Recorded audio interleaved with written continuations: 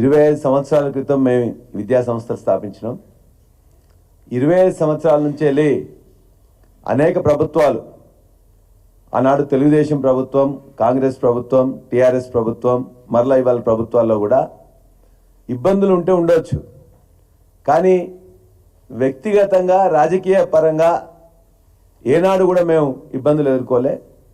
గత 9 నెలలుగా వ్యక్తిగతంగా నా మీద, నా కుటుంబం మీద, నా విద్యా సంస్థల మీద విపరీతమైన దాడి చేస్తున్నారు, ఇబ్బందులు పెడుతున్నారు.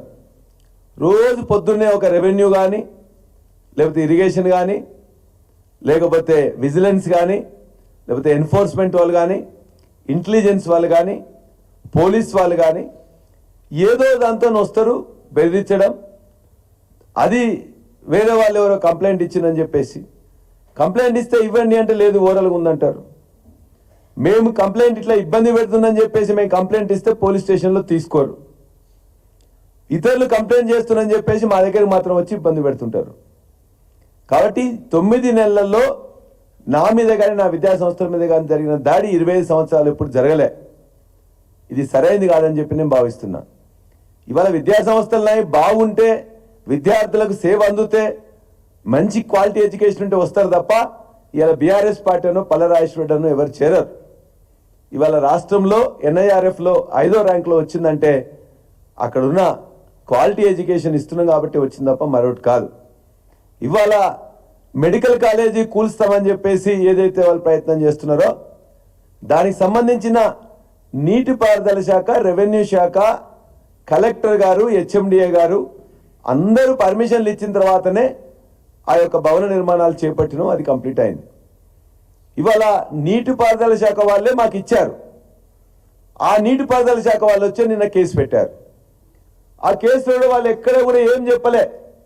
కేసులో ఏం పెట్టారు, ఇంత ఎక్స్టెంట్ నేను జరిగినాను కానీ, లేకపోతే ప్రభుత్వ భూమి, లేకపోతే చెరువు భూమిలో నేను వచ్చిందని కూడా అక్కడెక్కడ మెన్షన్ చేయలే. అనురాగ్ ఇన్స్టిట్యూషన్స్ బఫర్ జోన్లోకి వచ్చినాయి అని చెప్పి చెప్తున్నారు. వస్తే ఎంత వచ్చినాం, ఒక స్కెచ్ మ్యాప్ ఇవ్వండి, లేకపోతే ఎన్ని అడుగులు జరిగినావో చెప్పండి.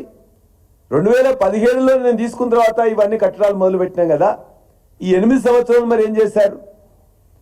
కాబట్టి వారు చెప్పిన విధంగానే ఎక్కడైతే హద్దులు నిర్ణయించిందో ఇవాళ నా భూమిలో మాత్రమే నేను కట్టుకున్నాను. ఇవాళ పెద్దలు హరీష్ రావు గారు చెప్పినట్టు మీరు ఆ ప్రభుత్వ భూమి కానీ, లేకపోతే చెరువు భూమి కానీ 1 ఇంచు కూడా నా దాంట్లో ఉన్నట్లయితే, నేను ఎంకరేజ్ చేసినట్లయితే, ఇవాళ మొత్తం విలేకరుల సాక్షిగా, రిపోర్టర్ సాక్షిగా సర్వే చేసి హద్దు పెట్టమని చెప్పండి. అప్పుడే ఆ JCBలు, బుల్డోజర్లు పెట్టి వారి సమక్షంలోనే నేను కొట్టేస్తా. ఏదన్నా వారికి ఇవాళ డిక్లేర్ చేసినట్లయితే, వాళ్ళు ఒక సర్వే చేసి అది నోటిఫై చేసి దాని ప్రకారం నేను జరిగినా అని చెప్పేసి ఒక అధికార పత్రంగా వారి దగ్గర ఏమన్నా ఉన్నట్లయితే, దాని ప్రకారం ఖచ్చితంగా నేను ఎంత జరిగితే, ఎక్కడ జరిగినా, ఏమున్నా కూడా, అది మెడికల్ కాలేజ్ అయినా, హాస్పిటల్ అయినా, దాన్ని 5 నిమిషాల్లో 10 నిమిషాల్లో నేను టైం నాకు ఇచ్చినట్టయితే ఖాళీ చేయించి నేను కొట్టేస్తా. అంతే తప్ప నేను ఈ యొక్క విద్యా సంస్థలు కానీ మిగతా వాటికి కేంద్రం కాకూడదని వారు చెప్పిన దాన్ని చెప్తూ, దయచేసి ఎన్ని ఇబ్బందులు పెట్టినా, ఎన్ని కేసులు పెట్టినా చట్ట ప్రకారం కోర్టును ఆశ్రయిస్తాం. మీ అందరూ కూడా విజ్ఞప్తి చేస్తున్నా, అధికారులకు కూడా విజ్ఞప్తి చేస్తున్నాం. ఖచ్చితంగా ఎక్కడైనా తప్పు జరిగితే చెప్పండి, నోటీస్ ఇవ్వండి, మా అనుమతులు పరిశీలించండి, తదనంతరం ఏ చర్య తీసుకున్నా దానికి సిద్ధమని చెప్పేసి కూడా నేను ప్రజలకు కూడా తెలియజేసుకున్నాను.